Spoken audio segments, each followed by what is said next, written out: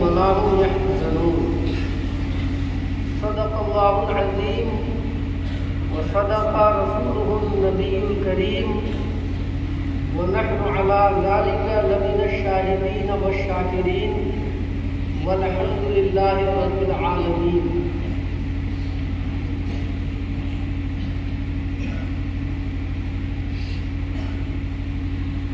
واہ کیا مرتبہ اے غوث ہے بالا تیرا،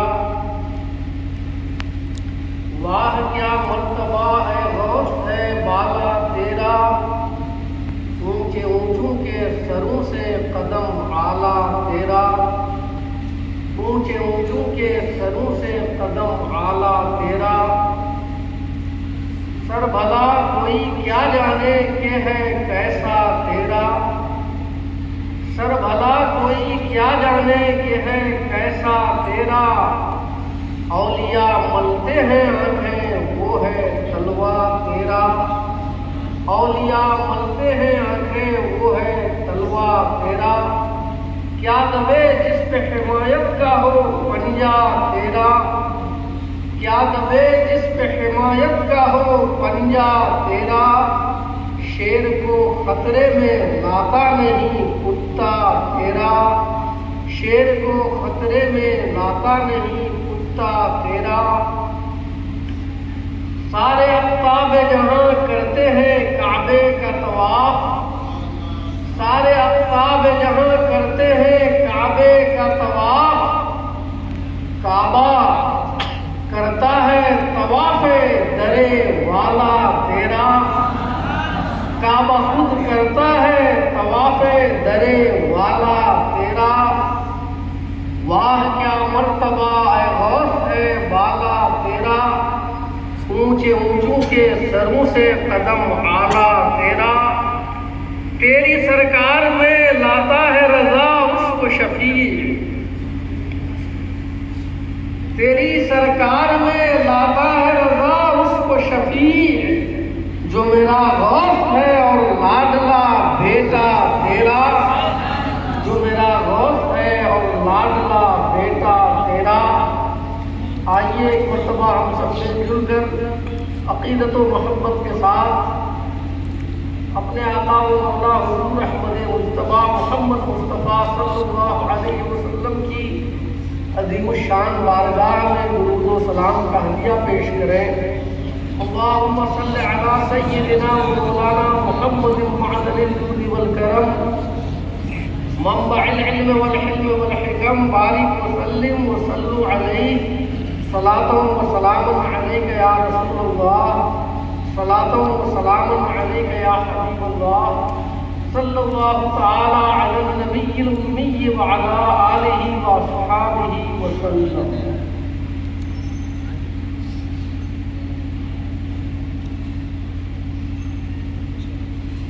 معزز حاضرین، کچھ دیر حضور غوث اعظم رضی اللہ تعالی عنہ کی سیرت پر خطاب کرنے کی غرض سے حاضر ہوا۔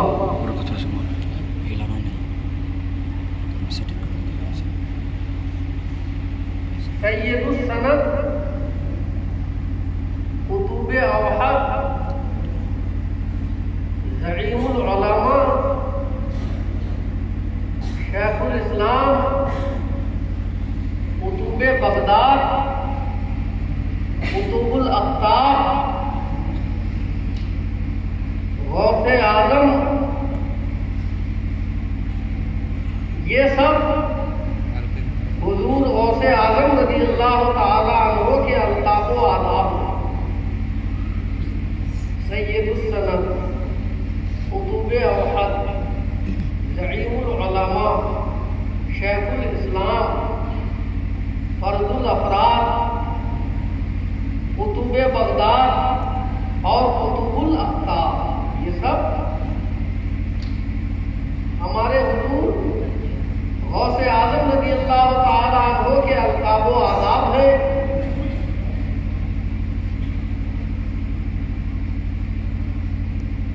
علماء کرام جب بھی آپ کا نام لیتے ہیں تو القاب و آداب کے ساتھ لیتے ہیں۔ حقیقت میں القاب و آداب کا حقدار آپ ہی ہیں۔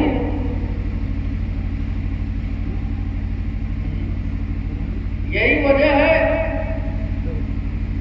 کہ ڈائریکٹ آپ کو آپ کے نام سے کم ہی خطاب کیا جاتا ہے، بلکہ یا تو تمام القاب و آداب کے ذکر کے ساتھ آپ کا نام لیا جاتا ہے، یا پھر ان القاب میں سے کسی ایک لقب کو منتخب کیا جاتا ہے اور اس سے آپ کی ذات مراد لی جاتی ہے۔ ہمارے بر صغیر میں غوث اعظم کا لفظ آپ کی ذات کے لیے سب سے زیادہ بولا جاتا ہے۔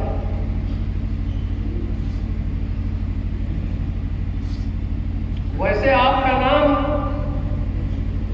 ابو صالح محی الدین ہے،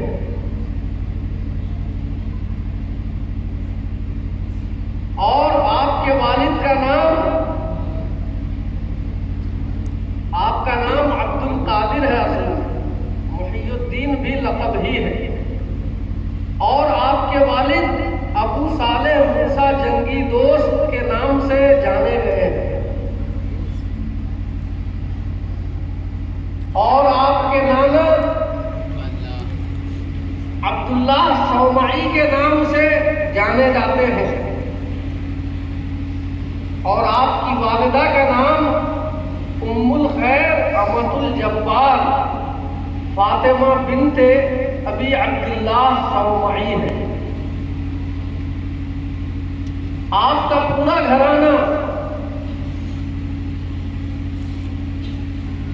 باپ کی طرف سے ہو یا ماں کی طرف سے، آپ کا دونوں گھرانہ دادیال اور نانیال کا علم و فضل سے، تقویٰ و طہارت سے ہمیں آراستہ نظر آتا ہے۔ آپ کے نانا حضرت ابو عبداللہ صومعی رحمۃ اللہ علیہ کا شمار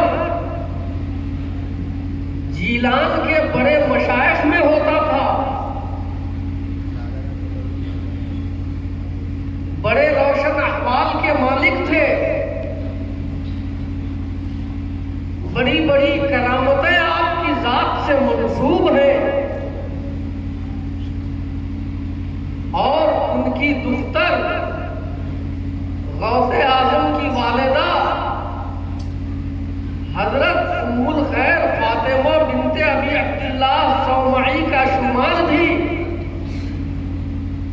اپنے عہد کی ولیہ متقیہ پارسا عالمہ فاضلہ خاتون میں ہوا کرتا تھا،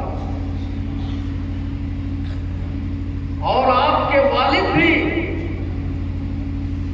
ایک صوفی اور درویش کی حیثیت سے جانے جاتے تھے۔ آپ کا ایک بھائی تھا، ان کی بھی بڑے اچھے انداز پر تعلیم و تربیت ہو رہی تھی، خیر اور تقویٰ کے میدان میں وہ بھی سبقت لے جا رہے تھے، اور دن بدن ان کی شبیہ بہتر سے بہتر ہو رہی تھی، اور ان کے حسن اخلاق کا چرچا عام ہو رہا تھا، لیکن مشیت ایزدی کے مطابق ان کی زندگی زیادہ دنوں تک نہ رہی۔ عین عنفوان عالم شباب میں آپ کے اس بھائی کا وصال ہو گیا، اور وہ اللہ کو پیارے ہوئے۔ ان کا نام عبداللہ تھا۔ آپ غوث اعظم رضی اللہ تعالی عنہ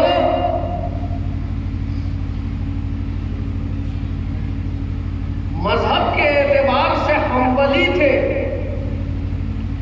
یعنی حضرت سیدنا امام احمد بن حنبل رحمۃ اللہ علیہ کے متعلق مسائل شرعیہ میں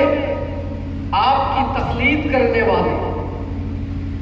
اس کی وجہ یہ تھی کہ آپ جس علاقے سے تعلق رکھتے تھے، یعنی جیلان کا علاقہ یا جھیل کا علاقہ، وہ علاقہ حضرت امام احمد بن حنبل رحمۃ اللہ علیہ کے فیضان سے بہت پہلے سے فیض یاب تھا.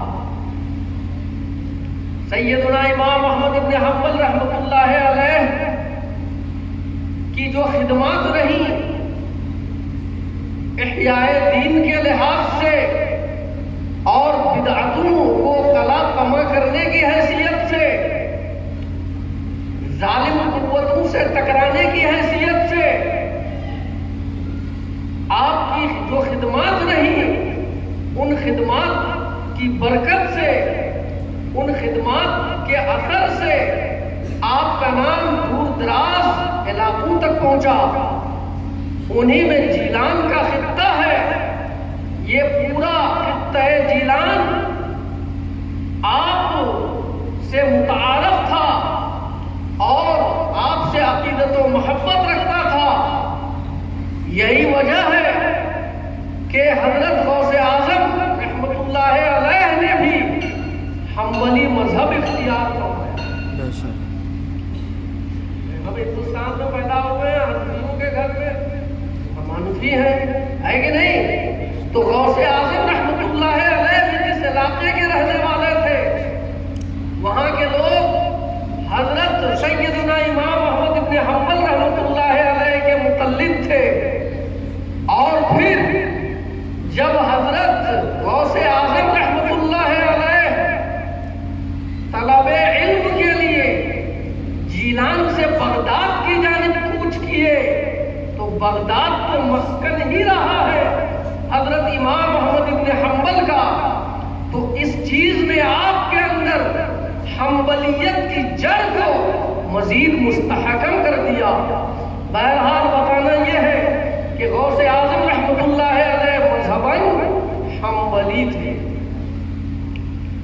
آپ باپ کی طرف سے حسنی اور ماں کی جانب سے حسینی سید تھے.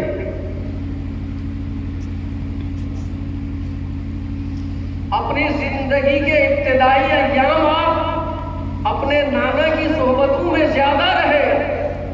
تذکرہ نگار کہتے ہیں کہ یہی وجہ ہے کہ جب تک آپ خطہ جیلان میں رہے لوگ آپ کو ابن عبداللہ صومعی کہا کرتے تھے. ابن عبداللہ صومعی کہا کرتے تھے. اس سے یہ بات معلوم ہوتی ہے کہ آپ کی ابتدائی تربیت میں جہاں آپ کی والدہ کا دخل ہے، جہاں آپ کی والدہ کا دخل ہے، وہیں آپ کے نانا کا بھی بہت بڑا حصہ ہے. آپ کے نانا آپ کو اپنے ساتھ رکھا کرتے تھے اور آپ کی تربیت فرمایا کرتے تھے. آپ کو جیلانی کہا جاتا ہے. اس کی کیا وجہ ہے؟ اس کی وجہ یہ ہے کہ آپ علاقہ جھیل کے رہنے والے تھے. اسی وجہ سے آپ کو جیلانی کہا جاتا ہے. آپ نے خود اپنے ایک شعر میں اپنے کو جیلی کہا ہے. انا محی الدین جیلی الجیلی. تو یا تو علاقہ جھیل میں آپ کا گاؤں واقع تھا، اسی وجہ سے آپ کو جیلانی کہا جاتا ہے اور جیلی کہا جاتا ہے، یا اس وجہ سے کہ علاقہ جھیل میں گیلان نامی ایک گاؤں تھا جہاں کے آپ رہنے والے تھے. اسی وجہ سے آپ کو اہل عجم مصنفین نے گیلانی کہا. اور جب آپ کی تاریخ اور آپ کا تذکرہ عرب مورخین نے لکھا تو انہوں نے اسی گیلان کو معرب کر کے جیلان لکھا اور اسی جیلان کی طرف منسوب ہو کر آپ جیلانی کہلاتے ہیں. بہرحال آپ جب تک اللہ کو منظور ہوا خطہ جیلان کے علماء شریعت و طریقت سے علم شریعت و علم طریقت میں استفادہ کرتے رہے، اپنی تعلیم کا سلسلہ جاری رکھے۔ پھر جب آپ کی طلب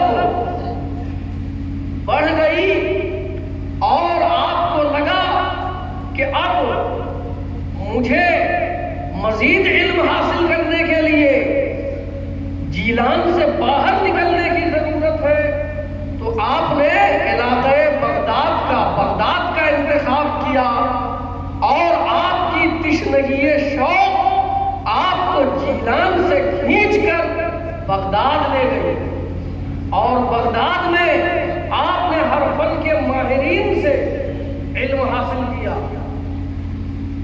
فنون کے ماہرین سے آپ نے بغداد میں علم حاصل کیا۔ چنانچہ آپ نے حدیث کے ماہرین سے یعنی محدثین سے علم حدیث کا درس لیا، حدیث کا سماع کیا، اور جو علم فقہ کے ماہرین تھے ان کی صحبتوں میں رہ کر آپ نے علم فقہ حاصل کیا۔ جو علم قرآت، علم تفسیر اور علم قرآن کے ماہر تھے ان کی خدمتوں میں رہ کر آپ نے یہ علوم حاصل کیے، یعنی علم قرآن، علم تفسیر اور علم قرآت۔ اور اسی طریقے سے اس زمانے میں جو مشائخ علم تصوف اور طریقت میں ممتاز اور ماہر جانے جاتے تھے ان کی بارگاہوں میں رہ کر آپ نے علم تصوف و طریقت حاصل کیا۔ آپ نے کئی مشائخ سے علم تصوف و طریقت حاصل کیا، جن میں